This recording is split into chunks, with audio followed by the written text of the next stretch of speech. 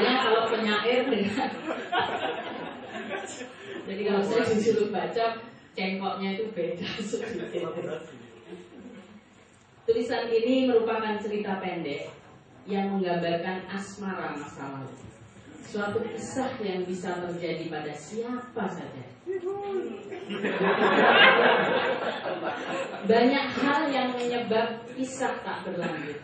Mulai dari perbedaan domisili ketika melanjutkan pendidikan ke tingkat yang lebih tinggi, adanya orang lain yang menyelinap masuk membuka ruang hati, perbedaan cara pandang yang terkadang menjadi sangat prinsip,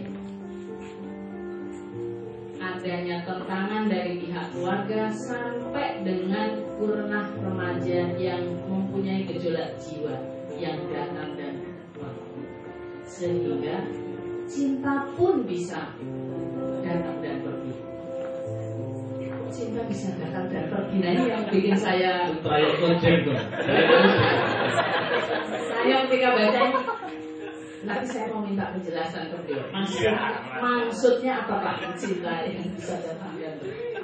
Tulisan ini tidak bermaksud mengurai dengan kusut masalah perpisahan, tetapi lebih ditujukan kepada bagaimana menyikapi kembali cerita lama tersebut setelah 30 tahun berlalu.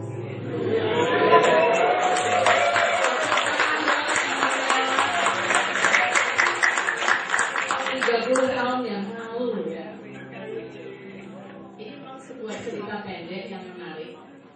Cerita pendek ini sebenarnya merupakan imajinasi penulis. Ini saya nggak percaya. Karena seorang penyair itu bisa mengendus-endus cerita itu benar nggak imajinasi atau memang cerita itu sedikit nyerempet pengalaman pribadi. Itu kelihatan sekali. Tapi di sini beliau imajinasi ya Pak ya. Sehingga kalau terjadi kesamaan nama dan kisah hanyalah sebuah kebetulan belaka. Jadi kalau kayak itu biasanya di bagian akhir itu selalu ada tulisan nama, tempat. Nah itu selalu seperti itu. Nah ini beliau dari depan sebenarnya sudah mengunci di depan semacam warning. Kita simak bersama cerpen pendek yang berjudul Gadis di Masa Lalu. Hari ini teman-teman SMA dulu memulai acara reuniannya karena berbagai alasan saya tidak bisa ikut. Reuni bermula dari pembentukan milis alumni di dunia virtual. Lambat laun anggota milis bertambah banyak. Satu persatu foto mereka bermunculan di Facebook. Mereka yang dulunya cantik dan ganteng berubah menjadi tua. Wajah-wajah parubaya wajar menghiasi Facebook karena lebih dari 30 tahun telah berlalu. Ternyata waktu berjalan demikian cepat, semua larut dalam suka duka kehidupan masing-masing. Di antara foto-foto kangen-kangenan yang bertebaran di dunia virtual tersebut, saya melihat seorang gadis yang masih sangat dikenal. Maksudnya seorang gadis yang sekarang sudah jadi ibu-ibu parubaya, kelihatannya masih cantik.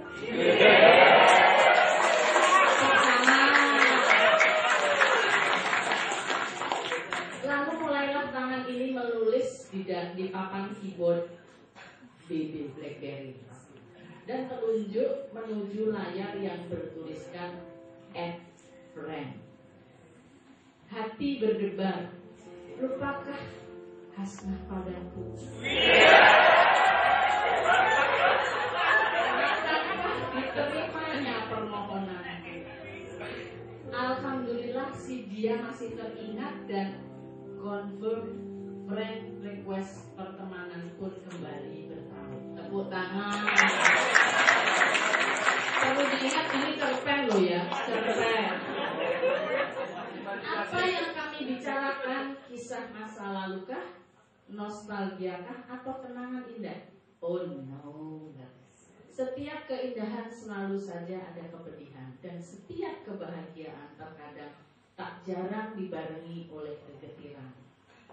Jangan mengungkit masa lalu, sesuatu yang memang tak perlu diungkit.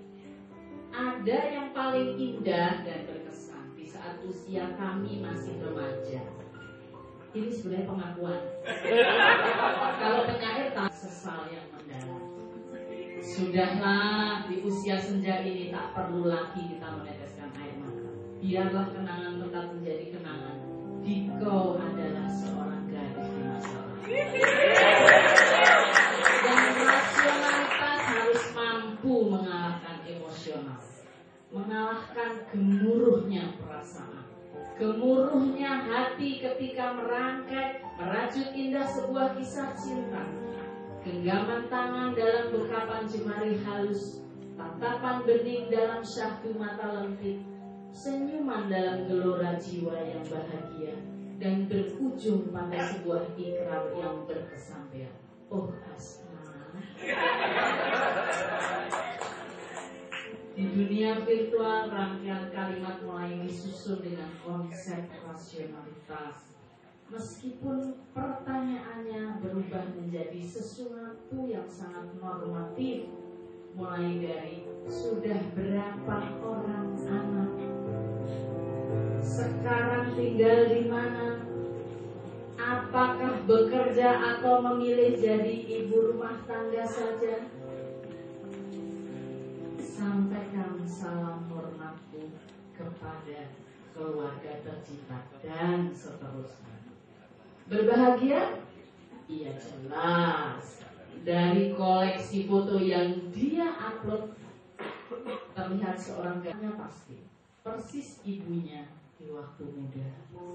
Seketika darah berdesir. Kenangan Diko telah mewarnai hidup. Bahagia bertemu dengan seseorang yang pernah singgah di hati. Meski di dunia maya jelas membahagiakan, tapi jangan berlebihan. Sekarang sudah malam. Hidup bukanlah impian, bukanlah imajinasi, dan juga bukan perwujudan dari cerita khayal kita. Ini pengakuan penulisnya. Jadi dia di depan mengatakan imajinasi, di belakangnya dia bilang tidak imajinasi. Di samping kita saat ini tertidur seorang yang dulunya juga gadis cantik, yang telah memberikan kita kebahagiaan, yang telah memberikan kita kedamaian, plus melahirkan anak-anak dengan senyum tulus. Jadi inilah dunia nyata, dunia yang tak perlu ditutup oleh dunia mimpi. Dan si dia juga mempunyai dunianya sendiri. Dari foto yang diupload tampak wajah anak dan suaminya tersenyum, amboi bahagia. Saya berbunga. Asna, lanjutkanlah kebahagiaanmu bersama keluarga terkasih. Cerita lama tetaplah hanya sebuah cerita yang telah selesai. Lembaran buku sudah tak bisa ditulis lagi. Sepanjang masa buku itu akan menjadi bagian dari sejarah hidup kita. Dan nikmati saja. Andai rasionalitas yang berjalan, kiranya semua akan baik-baik saja. Maka tak perlu juga melakukan remove brand. Malam telah berlalu. Mari kita nikmati malam ini dengan mimpi indah. Seorang gadis di masa lalu akhirnya juga benar. Samarinda, 15 Januari 2011.